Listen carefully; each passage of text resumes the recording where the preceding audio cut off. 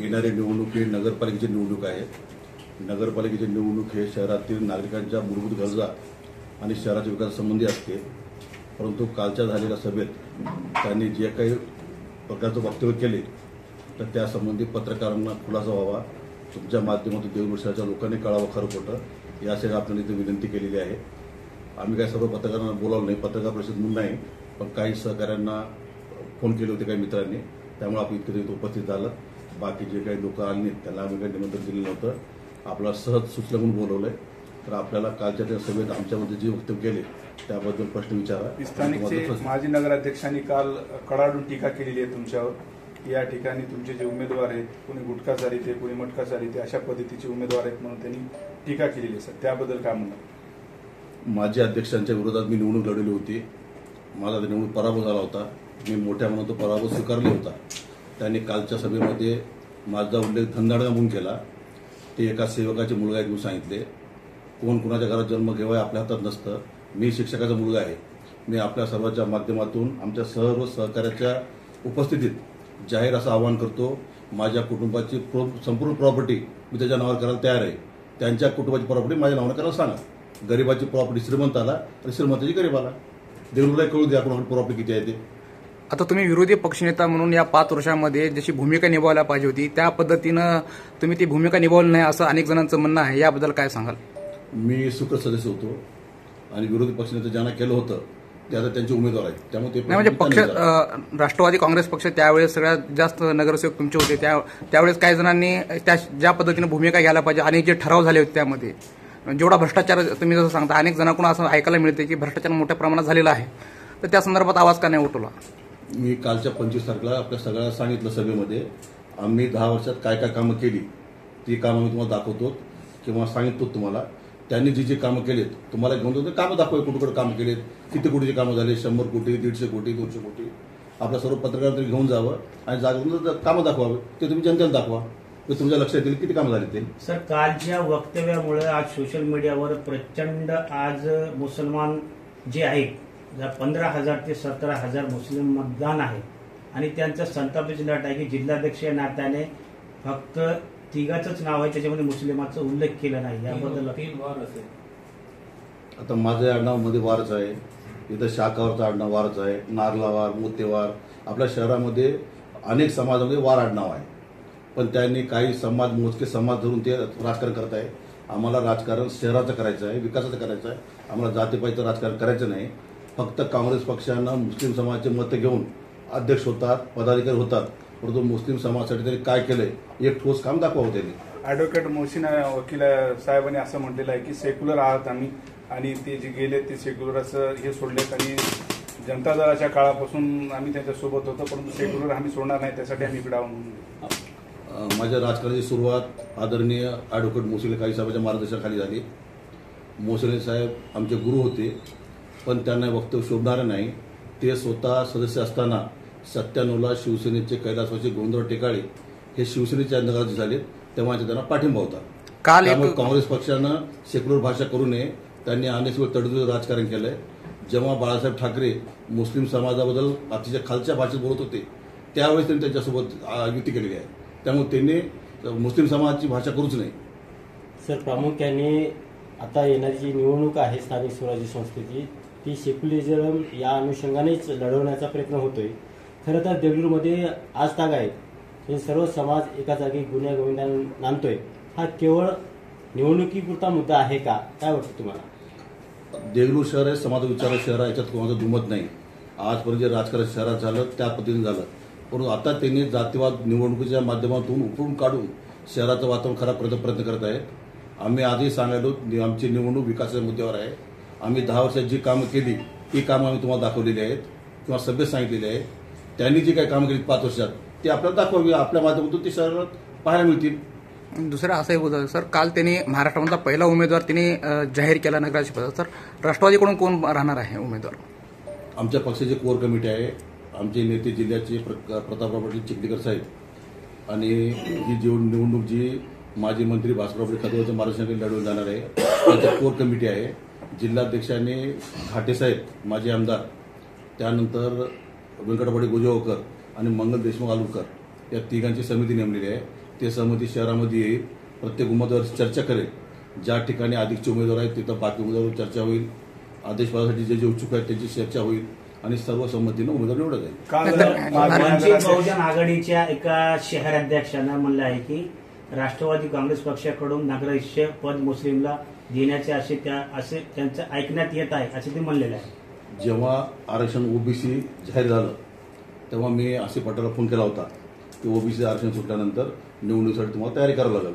पण 15 मिनिटानंतर जेव्हा महिला निघालं तेव्हा आसिफ पटेल म्हणाले की आमच्या समाजाच्या महिला राजकारणामध्ये येऊ शकत नाही किंवा आम्ही राजकारणात भाग घेऊ शकत नाही, त्यामुळे ओबीसी आदेशपद असल्या कारणानं आणि आदेश 5 वर्षासाठी आहे, तर आमच्या महिला जनरली ह्या निवडणुकीत येत नाही, त्यामुळे आमच्या त्याचा विचार करू नका. कालच्या सभेमध्ये माजी नगराध्यक्ष मोगलाजी अण्णा शिरसाट यांनी असं म्हटलेलं आहे की स्वर्गाची निलमवार साहेबांना ऐन वेळेस महिला ओबीसी निघाल्यानंतर आपण त्यांना सोडून वाऱ्यावर सोडून राष्ट्रवादी शरद पवार गटामध्ये गेल्या त्यांनी त्यांना सोडण्यात आलंय, त्याच्याबद्दल काय म्हणणं? आमची पहिली बैठक 3 तारखेला मुंबईला होणार होती. त्या तारखेचं सर्वांना निमंत्रण होतं. त्यानंतर काही कारणानं ती बैठक 9 तारखेला ठरली. 9 तारखेलाही पंतप्रधान मोदीचा दौरा असल्या कारणानं ती बैठक इथं झाली. आम्ही त्यांना निमंत्रण दिलं होतं आणि तुम्हाला माहिती आहे की आरक्षण केव्हा निघाले. सर ते सध्या चुकीचं आहे. ज्यांनी निलमवार साहेबांच्या विरोधात आयुष्यभर निवडणुका लढवल्या, बिनविरोधीच त्यांना सोडलं नाही मेजॉरिटी नसताना, त्या लोकांनी निलमवार साहेबांचं बोलू नये. सर प्रामुख्याने आपणाला स्वर्गीय मशनाजी निलमवार त्याचबरोबर इतर जे काही आपले गुरुवारी म्हणून मानले जातात, खरंच त्यांच्यावरती तुम्ही त्यांच्या जे काही वारसदार आहेत त्यांच्यावरती अन्याय करता किंवा त्यांना साथ देत नाही अशा पद्धतीचं काँग्रेस कमिटीकडून आपल्यावरती वारंवार बोललं जाते, यावर प्रतिउत्तर म्हणून काय सांगा? 1986 पासून निलमवार साहेबांच्या मृत्यूपर्यंत मी त्यासोबत होतो. त्यांचा एक प्रामाणिक मित्र म्हणून त्याच्यासोबत मी काम केलो.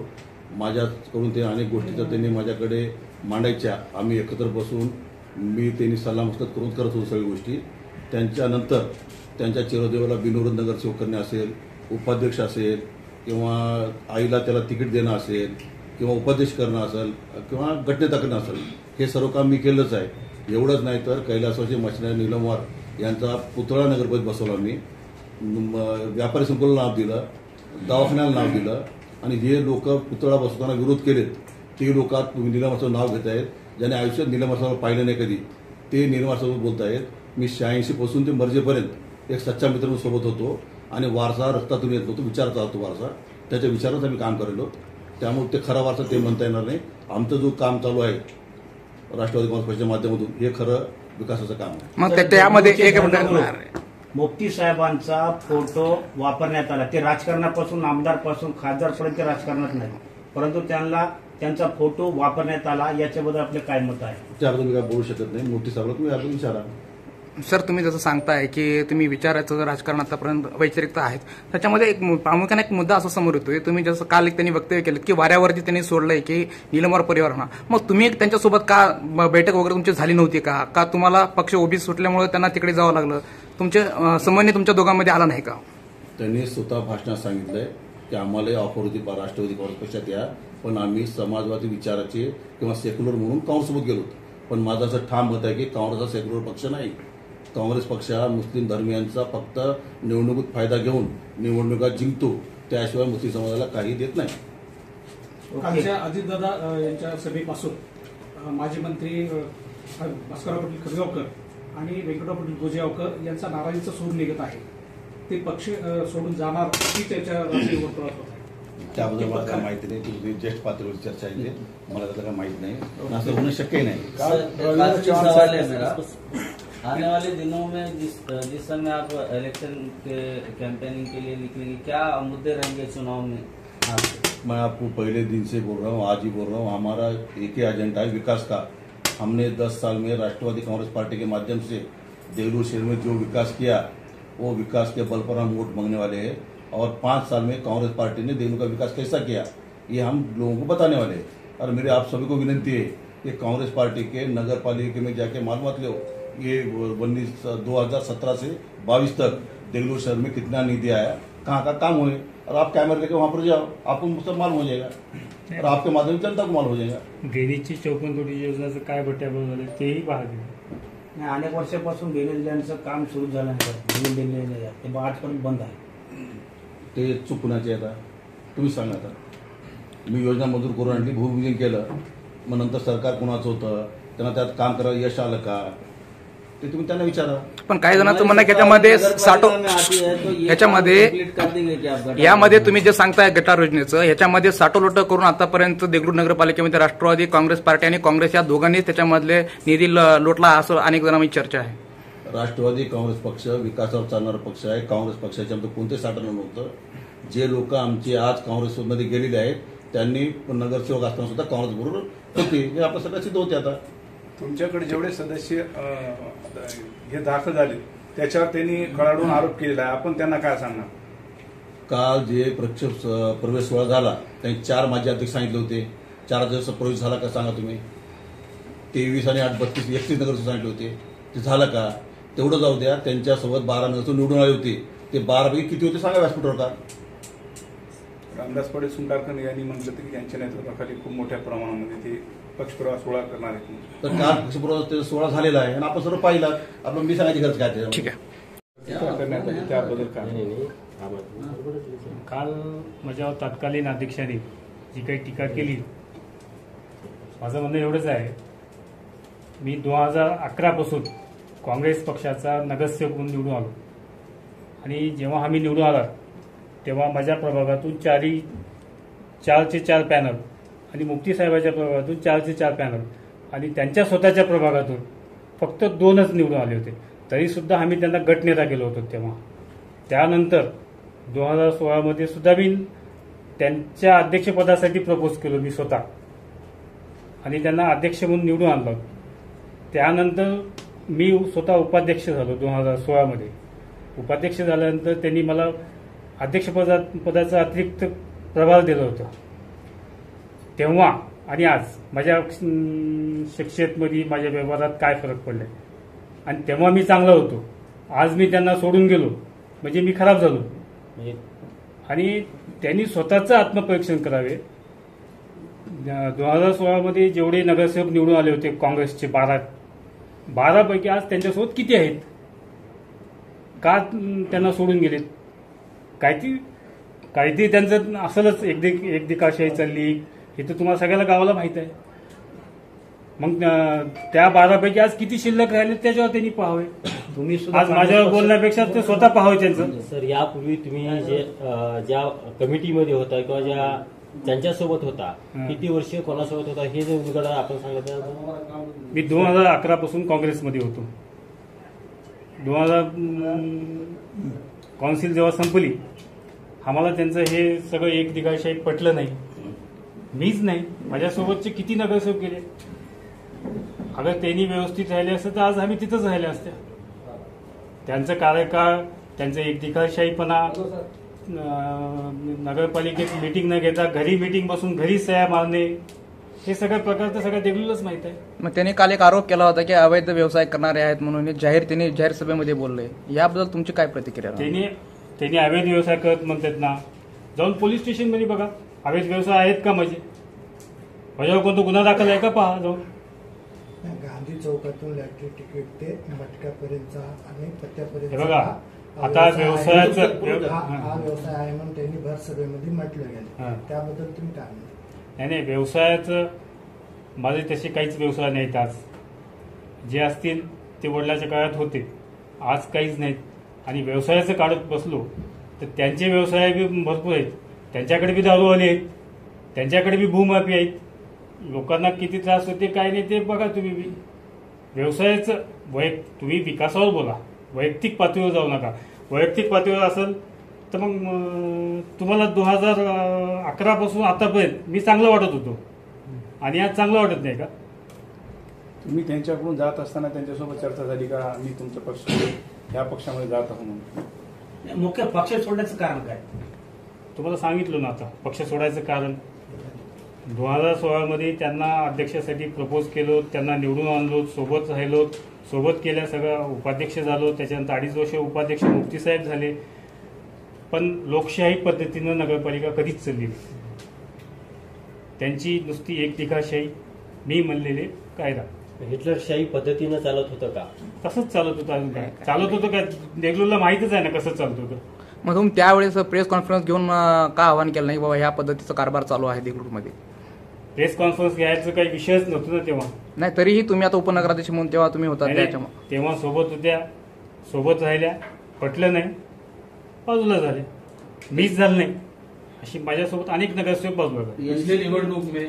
पिछले निवडणूक में कांग्रेस के 4 से 5 नगरसेवक कांग्रेस से दूर रहे, क्या वो इस बारी में आपके संपर्क में है? आज संपर्कात राहतील असं वाटते, पण पाहू काय होईल ते. नुसतं नगरसेवकच नाहीत, नगरसेवकासोबत काँग्रेसचे बरेच कार्यकर्ते जे की नगरसेवक झाले नाहीत किंवा रनिंगमध्ये होते, म्हणजे रनरअप होते, तुमच्या संपर्कात आहेत का? आहेत, भरपूर आहेत तसे. मेरा एक सवाल, एनसीपी में आने के बाद अभी आपको कैसा लग रहा है? क्या आपको नाही, मी माझं राजकारण सुरुवातच जनता दलापासून झालं. निलमा साहेब असताना आम्ही सगळे जनता दलातून आम्ही सर्व ग्रुप राष्ट्रवादीत गेलो. तेव्हा काही आमच्यात थोडं बहुत अनबन झालं होतं, मग आम्ही काँग्रेसमध्ये गेलो. पण तिथं काही 10 वर्ष राहिलो, पण त्यांचं काही जे पद्धती आहे ते काही मला कधीच पटली नाही. पण जिथे गेल्या तिथे इमानदारी झाल्या, तिथे कधीच बेईमानी केली नाही. वापस माझ्या दोस्ताच्या ग्रुपमध्ये सगळं आमचे हे सगळं राष्ट्रवादीचं ग्रुप म्हणजे परिवार ग्रुप असल्यासारखं आहे. हे राजकारण कमी आणि समाजकारण जास्त आहे. इथं असं एकदिकाशाही राहत नाही कधी, सगळ्याला घेऊन चालणं, सगळ्याचे मत जाणून घेतलं जातं इथं. त्यामुळे वापस मी राष्ट्रवादीचा. अवैध धंद्याचं नाव तुम्हाला लावून तुमचं या ठिकाणी नाव खराब करण्याचं प्रचार चालू आहे. ते जनता ठरवी आता, त्यांनी काही म्हणतील, जनता ठरवी जातात. या बाबतीमध्ये तुमचं आव्हान काय आहे? तुमच्यावर जे टीकात्मक त्यांनी टीका केलेली आहे. नाही, मी वैयक्तिक पातळीवर त्यांच्याबद्दल काही बोलणार नाही. त्यांना वैयक्तिक पातळीवर काही बोलू द्या, ते जनता ठरवेल. मी फक्त विकासाच्या याच्यावर बोलल, आणि मला देगलूर शहराचा विकास करायचं आहे, आणि देगलूर शहराचं करत असताना 25 वर्षाचं विकासाचं विजन ठेवून करायचं आहे. आज तुम्ही नुसतं करायचं नाही. उद्या शहरामध्ये रस्ते नाले होतील, पण चांगल्या क्वालिटीचे हो. रस्ते नाल्यासोबत गार्डन डेव्हलप हो, रस्ते नाल्यासोबत स्मारकं चांगले हो. आणि लोकांना जे आज सुविधा नाही, आज तुम्ही बघा कुठेही जा, भाजीपाला मार्केट जा, कुठेही जा, नुसतं ट्रॅफिक जाम आहे. आमचे माय बहिणी हिंडतात तर त्यांना त्रास होते तिथं. कुठेच पार्किंगची व्यवस्था नाही, आणि आज पाणी पुरवठासुद्धा व्यवस्थित होत नाही. कधीही आहे का तुम्ही, मोटर जळाली, लाईट नाही, कमी दाबानं आहे.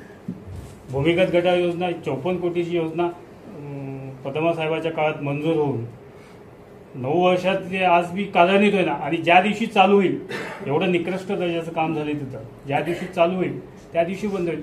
आम्ही बी सोबत होत्या, पण आम्हाला कधी तिथं बोलण्याचा अधिकारच नव्हतं, त्याच्यामुळे हा विषयच नव्हता तिथं.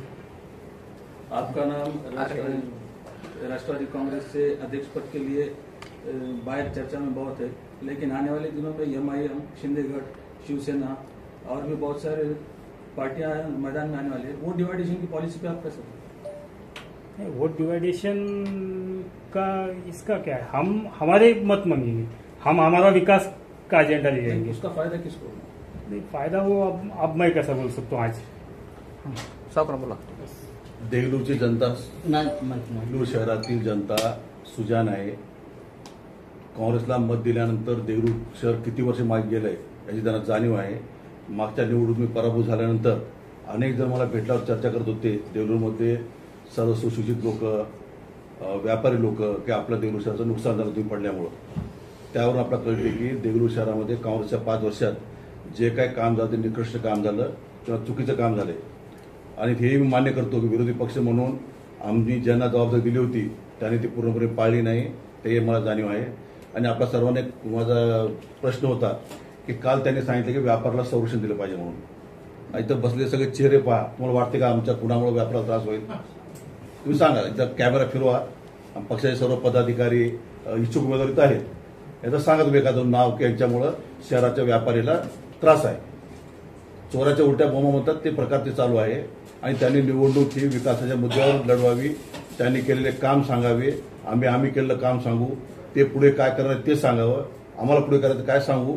फक्त जातीपातीचं राजकारण करून किंवा हे 3-1 झाले म्हणून नगरपालिका आली किंवा ते समाजामुळे आली किंवा त्या समाजाची गरज नाही, हे राजकारण करू नये. विकासाची चर्चा करा. तुम्ही पत्रकार म्हणून शहराचा चेहरा आहात. तुम्ही सर्वांनी अतिशय पारदर्शक काम करा. पत्रकार म्हणून शहरात फिरत असताना लोकांच्या तुम्ही मुलाखती घ्या, व्यापारावर चर्चा करा. अतिरेकच्या नावाखाली कोणाला त्रास झालाय, कोणत्या समाजाला त्रास झालाय, कुणी दिलंय ते पहा. म्हणजे अनेक प्रश्न आहेत ते निवडणुकीत आम्ही बोलणारच आहोत. पण तुम्ही एक पत्रकार म्हणून, तुम्ही लोकशाहीचा एक आधारस्तंभ म्हणून तुम्ही चांगल्या प्रकारे पत्रकारिता करा, एवढी माझी विनंती आहे. एखादा प्रश्न मी द्यायचं तुम्ही मला विचारायचं, मी तुम्ही उत्तर असं न करता तुम्हाला मोकळेपणानं जसं तुम्ही मला विचारत की नाही त्याला तसं विचारा तुम्ही. तर नीलम साहेबांच्या कुटुंबाचा द्वेष करतो म्हटले मला, मी काय द्वेष करू सांगा म्हणा. एखाद्या व्यक्तीवर 35 वर्ष राहिलो मी, तर मी द्वेष करतो त्या कुटुंबाबद्दल. पुतळा बसवताना मला काय करायचं मला माहित आहे. त्यावेळेच्या डीवायएसपीनं माझ्या बायको गुन्हा दाखल करतो म्हटला होता. हेच लोक ते जाऊन बसले होते पुतळा बसू नका म्हणून. मी सांगितलं साहेब नगरपालिका कॅम्पसमधलं काम आहे, तुम्हाला काय अधिकार नाही, तुम्हाला काय करायचे करा. तर हे लोक आज चुकीची माहिती घेऊन जे लोक पुतळ्याला विरोध केलेत त्या लोकांना नीलम साहेबांचं हे करायलेत उदो. ज्यांना नीलम साहेब कधी बघितलं नाही, नीलम साहेब त्यांना माहीत नाहीत. आमचं आयुष्य त्यांच्यासोबत गेलं, त्यांच्याबद्दल त्यांनी बोलवलं ना, आम्हाला माहित आहे. मी राजकारण इथून नाही, कॉलेज पासून नीलम साहेबांसोबत आता त्यांना चुकीची दिशाभूल करून कमी वयात आपण बसताना डोक्यात बसतो ना चुकीची गोष्ट, तसा प्रकार चालू आहे. ठीक आहे.